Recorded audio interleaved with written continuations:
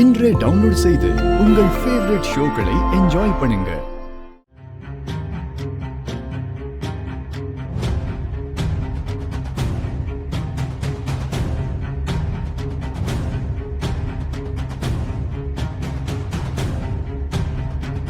தேங்காய் மேலே வெயிட் கொடுத்து கை லூஸ் கொடுக்கணும். அந்த பையனோட பேர் சொல்லுங்க.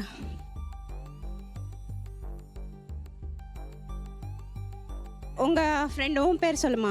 அரவிந்தியா. அரவிந்தியா கிட்ட பேசணும் அப்படின்னு நினச்சிங்கன்னா நிறைய மக்கள் பார்த்துட்ருக்கீங்கன்னு நினைக்கிறேன். இது எங்கள் டீமுக்கே ஒரு சவாலான விஷயம். சித்தர்கள் உண்மையாலுமே இந்த பூமியில் வாழ்ந்துட்டுருக்காங்கன்னா இந்த ஆன்மா இங்கே வந்து ஒரே ஒரு சுத்து. அது லெஃப்டாக இருந்தாலும் சரி, ரைட்டாக இருந்தாலும் சரி, வலதாக இருந்தாலும் சரி, இடதாக இருந்தாலும் சரி, அந்த பொண்ணுக்கு வலது சைடு போக சொல்லி உத்தரவிடுறேன். நீங்கள் இங்கே வந்திருக்கீங்கனாக்கா அந்த பொண்ணுக்கிட்ட பேசணுன்னாக்கா வலது போங்க. லூஸ் கொடுமா, கை கொஞ்சம் லூஸ் கொடு. தேங்காய் மேலே வெயிட் கொடு, லூஸ் கொடு. அது எப்படி சுற்றுதோ அப்படி போய்கிட்டே இருக்கு. அந்த ஆன்மா வந்து இங்கே வந்திருக்கு அப்படின்னா வலது போட்டோம், இல்லை அப்படின்னா இடது போட்டோம்.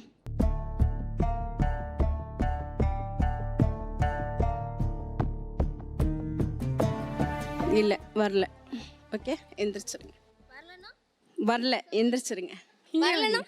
வரலமா, அவங்க பேச விருப்பம் இல்லைன்னு அர்த்தம். எந்திரிச்சிருங்க. நீங்க யாருக்கு क्वेश्चन கேட்கணும்? அப்பா. என்ன வயசு?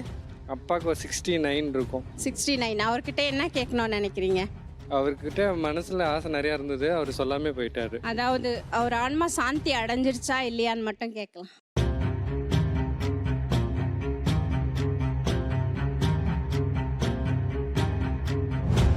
கை மட்டும் லூஸ் பண்ணிக்கோங்க. கால் இல்லை கீழே வைங்க. கை கீழே வைங்க. கால் மேலே எடுத்துருங்க. கால் மேலே ஃபுல் தேங்காய் மேலே வெயிட்டு. உங்கள் அப்பாவோட பேர் என்னம்மா?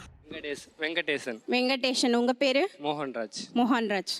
அதாவது உங்கள் அப்பா பேர் சொல்லுங்கள், அவரை கூப்பிடுங்க.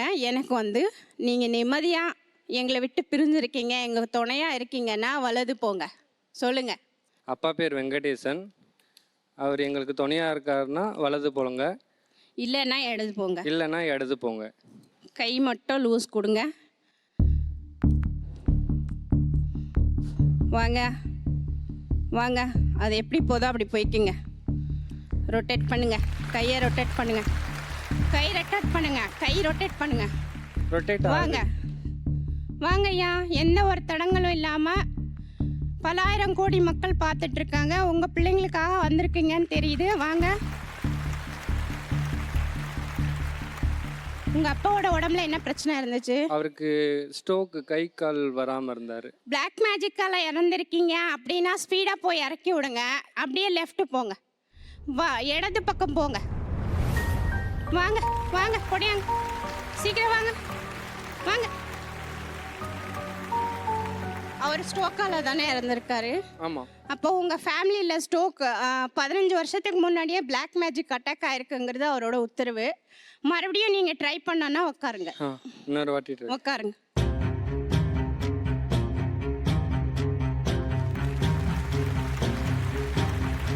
தைரியமாக உட்காருங்க. நீங்கள் கேளுங்க. எங்களுக்கு இதுலேருந்து சொல்யூஷன் வேணும். நீங்கள் பிளாக் மேஜிக்கால தான் பாதிக்கப்பட்டு இறந்துருக்கீங்க, உங்களுக்கு ஒரு சொல்யூஷன் வேணும், ஒரு தீர்வு வேணும் நினச்சிங்கன்னா, உங்கள் பிள்ளைங்களுக்கு நல்லது நடக்கணும்னு நினச்சிங்கன்னா இடது போங்க. இல்லை எனக்கு இதுலேருந்து விடுதலையே வேணும்னா வலது போங்க.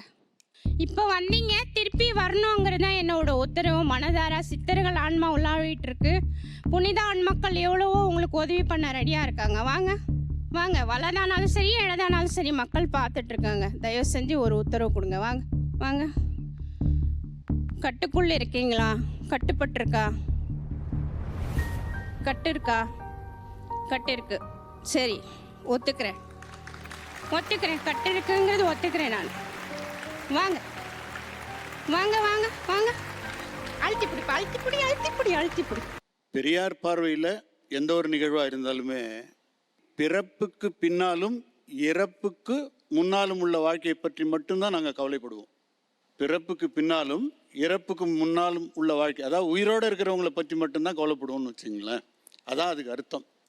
இரண்டாவது, பகுத்தறிவுக்கு அது ஒத்ததாக இருக்க வேண்டும். பகுத்தறிவுக்கும் அறிவுக்கும் ஒரு சின்ன வித்தியாசம் இருக்குது. என்ன வித்தியாசம்னு கேட்டிங்கன்னா, தடையற்று சிந்திப்பதுக்கு பேர் தான் பகுத்தறிவு. அறிவு வந்து பயந்து பயந்து சிந்திக்கும், ஒரு கட்டத்துக்கு மேலே கேள்வி கேட்க அஞ்சும். மூன்றாவது என்னன்னு கேட்டிங்கன்னா, எந்த ஒரு திறமையோ ஆற்றலோ சமூகத்துக்கு பயன்படணும். மனுஷங்கிட்ட மனுஷன் பேசுகிறத விட்டுட்டு அது குறைஞ்சி போய் செத்தவங்களை நான் பேச வைக்கிறேன் அப்படின்னு வர்றதுங்கிறது முதல்ல தேவையாங்கிறதே என்னுடைய கேள்வி. நீங்கள் உயிரோடு உள்ள, அதுக்கு ஆதாரம் ஒன்று சொல்கிறேன். இந்த விவாகரத்து வழக்கு இந்த வருடம் மட்டும் 300% அதிகமாக இருக்குது. 300%.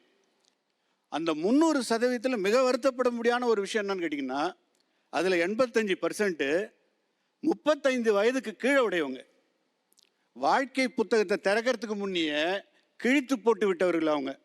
அப்போது ஒரு கணவனும் மனைவியுமே வந்து உரையாடல் இங்கே குறைஞ்சி போன ஒரு சமூகத்தில் நான் செத்தவங்களை பேச வைக்கிறேன், அதை பேச வைக்கிறேன். அப்போது சிம்பிளாக ஒரு கேள்வி வருது, எங்கள் துறை சார்ந்தே கேட்குறேன் நான். எவ்வளோ கொலை கேஸ் இருக்குது, ஒரே நாளில் முடிச்சிடலாமே. யார் கொலை பண்ணான்னு கூப்பிட்டு கோர்ட்டில் ஜட்ஜிக்கிட்ட சொல்லி அவர் ஆவிக்கிட்ட பேசுவார், சம்மன் பண்ணி என்ன பண்ணலாம், ஒரே நாளில் எல்லா கொலை கேஸும் தீர்த்துடலாம். ரெண்டாவது, இந்த ஆற்றலே இருக்கட்டும், ஒரு 10 பேர் செத்தவங்களை பேச வைக்கிறாங்கன்னு வச்சு என்ன பிரயோஜனம்? இந்த நாட்டுக்கு ஏதாவது கடுகளவு பிரயோஜனம் உண்டாது? வேலை வாய்ப்பெல்லாம் பெருகிடுமா? எதுவுமே நடக்காது. அப்போ இந்த சமுதாயத்துக்கு பயன்படாத விஷயங்களை நம்ம ஏற்றுக்க முடியாது. ஒருத்தருக்கு தேங்காய் மேலே உட்கார தெரிஞ்சுது, இன்னொருத்தருக்கு உட்கார முடியாத அளவில் இருந்தார், அவ்வளோதானே. சரி, நீங்கள் அந்த சவாலுக்கு ஒரு கேள்வி கேட்குறேன். இப்போ குஜராத்தில் ஒரு பிளேன் ஆக்சிடெண்ட் ஆச்சு, உங்களுக்கு தெரியும், எல்லாருக்குமே தெரியும்.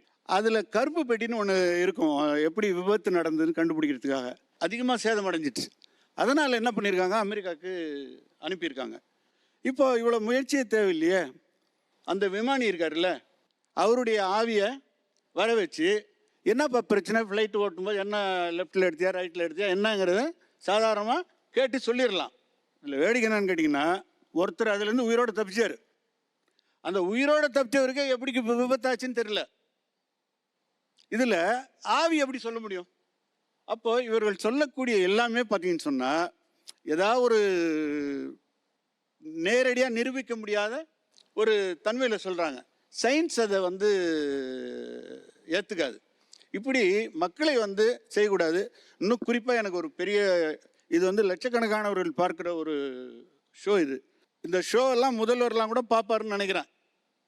என்னுடைய கோரிக்கை இந்த ஷோ மூலமாக ஒரு இதுன்னு கேட்டிங்கன்னா, எப்படி ஒரு பக்தியை பரப்புறதுக்கு ஒரு துறை வச்சுருக்கீங்களோ அது மாதிரி பகுத்தறிவை பரப்புவதற்கு ஒரு துறையை நீங்கள் வைக்கணும்.